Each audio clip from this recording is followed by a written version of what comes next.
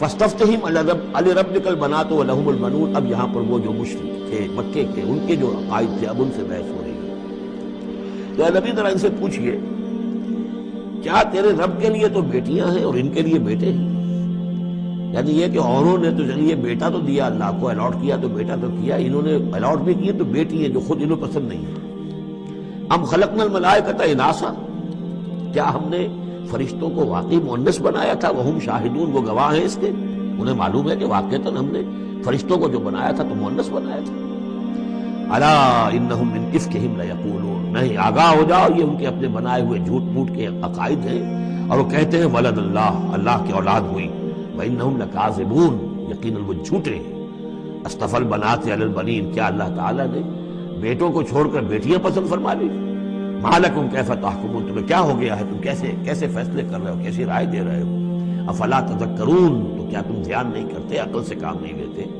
ام لکم سلطان مبین، کیا تمہارے پاس کوئی کھلی سند ہے، کوئی سلطان ہے؟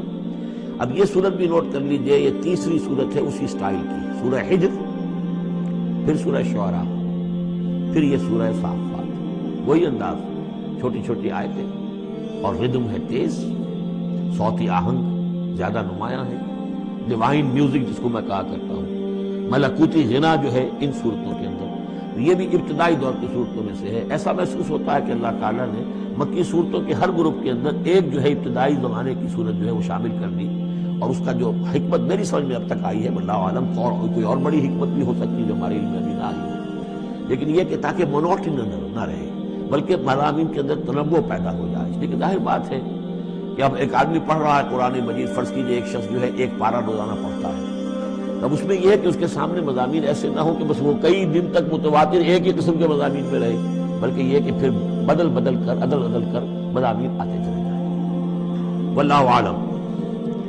ام لکم سلطان مبین، کیا تمہارے پاس کوئی کھلی سند ہے؟ فاتو بکتابکم ان کنتم صادقین، تو لاؤ نا اپنی کوئی کتاب اگر تمہارے پاس ہے، اگر تم سچے ہو. وجعلوا بینہ وبین الجنۃ نسبا، انہوں نے ایسا بھی کیا ہے کہ اللہ اور جنوں کے درمیان بھی نسب کا رشتہ قائم کر دیا ہے.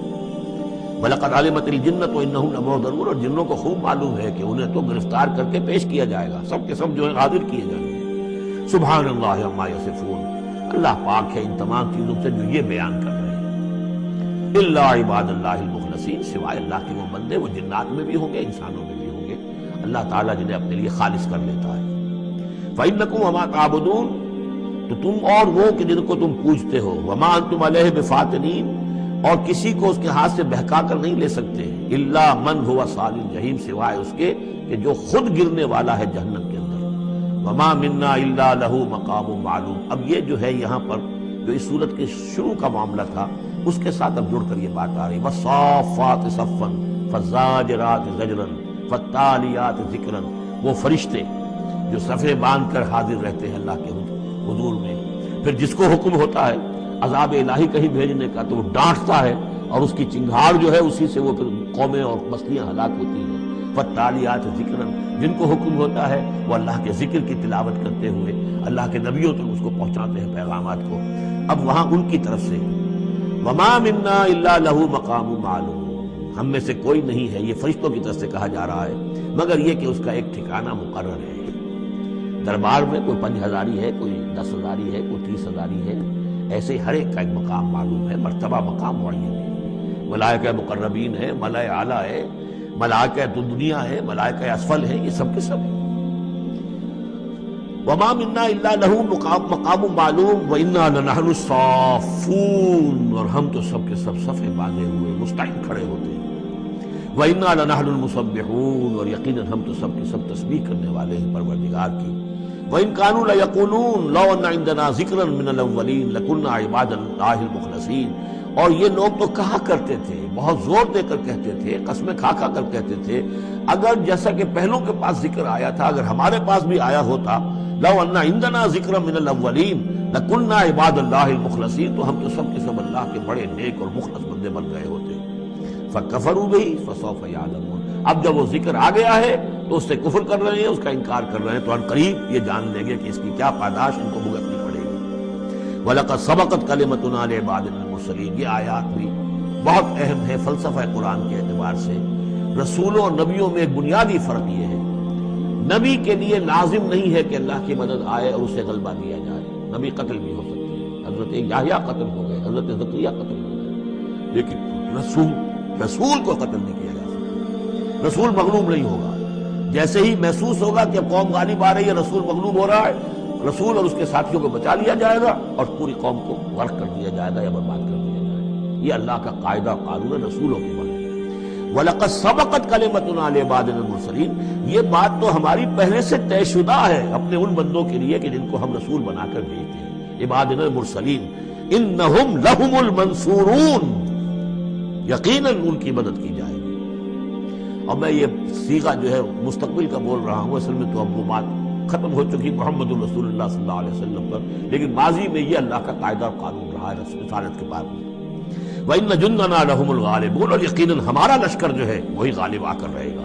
یعنی اللہ کا لشکر کون ہے؟ اللہ کا حزب اللہ کون سی ہے؟ اللہ کا رسول اور اس کے ساتھی اہل ایمان. محمد رسول اللہ والذین معہ, یہ کون تھے؟ یہ حزب اللہ تھے, اپنے وقت کے حزب اللہ یہ. اور عیسیٰ اور ان کے ساتھ ان کے حواری یہ کون تھے؟ یہ اس دور کی حزب اللہ. فَتَوَلَّ عَنْهُمْ حَتَّىٰ حِينٍ, تو اے نبی ذرا آپ رخ پھیر لیجئے ان سے ایک وقت تک کے لیے. آپ زیادہ ان کی یہ استہزاء کریں, تمسخر کریں, آپ پرواہ نہ کریں, آپ اپنا رخ ہی پھیر لیجئے. وَأَبْصِرْهُمْ فَسَوْفَ يُبْصِرُونَ, تو آپ بھی ذرا ان کو دیکھتے رہیے, آپ اعراض کر کے ذرا پھر انتظار کیجئے, دیکھتے رہیے دور سے. فَسَوْفَ يُبْصِرُونَ, تو قریب یہ بھی دیکھ لیں گے. أَفَبِعَذَابِنَا يَسْتَعْجِلُونَ, تو کیا یہ ہمارے عذاب کی جلدی بچا رہے ہیں کہ لے آؤ محمد عذاب صلی اللہ علیہ وسلم. فَإِذَا نَزَلَ بِسَاحَتِهِمْ فَسَاءَ صَبَاحُ الْمُنذَرِينَ, پھر جب وہ عذاب اترے گا ان کے میدان میں, ساحہ کہتے ہیں بڑے میدان کو, جیسے گھر ہیں اور اس کے درمیان میں کوئی بڑا جو ہے پارک ہے جیسے ہمارے ہاں ہوتے ہیں. فَإِذَا نَزَلَ بِسَاحَتِهِمْ, جب ان کے اس بڑے میدان میں وہ اترے گا وہ عذاب, فَسَاءَ صَبَاحُ الْمُنذَرِينَ, تو وہ بہت بری صبح ہوگی ان کے لیے جن کو خبردار کر دیا گیا تھا. وَتَوَلَّ عَنْهُمْ حَتَّىٰ حِينٍ, پھر دوبارہ اے نبی ابھی ذرا آپ ان کی طرف سے آپ رخ پھیر لیجیے, ان کے انکار سے زیادہ دلگیر بھی نہ ہو, ان کے انجام کے بارے میں زیادہ صدمہ بھی نہ کریں. وَلَا تَحْزَنْ عَلَيْهِمْ, آپ ان کے بارے میں رنج و افسوس بھی نہ رکھیں. فَلَعَلَّكَ بَاخِعٌ نَفْسَكَ أَلَّا يَكُونُوا مُؤْمِنِينَ, آپ اس صدمے سے اپنے آپ کو, اپنی جان کو نہ بھلائیں کہ یہ ایمان نہیں لا رہے. وَأَبْصِرْ فَسَوْفَ يُبْصِرُونَ, آپ بھی دیکھتے رہیے اور ان قریب یہ بھی دیکھ لیں گے. سبحان ربک رب العزت عما یصفون, پاک ہے اللہ تیرا پروردگار جو رب العزت ہے, عزت اور اقتدار اور اختیار والا ہے. عما یصفون, ان تمام چیزوں سے کہ جو یہ بیان کرتے ہیں. یہ نوٹ کرنے والی بات ہے کہ وصف اسی سے یصفون بنا ہے اور اس سے صفت بنا ہے. قرآن مجید میں اللہ کے لیے یہ لفظ استعمال ہوتا ہے صرف لوگوں کی طرف سے. اللہ تعالیٰ نے اپنی کوئی صفت قرآن میں اس ایجابی یا مثبت طور پر بیان نہیں کی ہے. جیسے ہم احادیث میں لفظ ہے, لیکن یہ کہ یہ بات نوٹ کر لیجیے قرآن میں صرف نام آتا ہے. لَهُ الْأَسْمَاءُ الْحُسْنَى, اس کے ہیں تمام اچھے نام.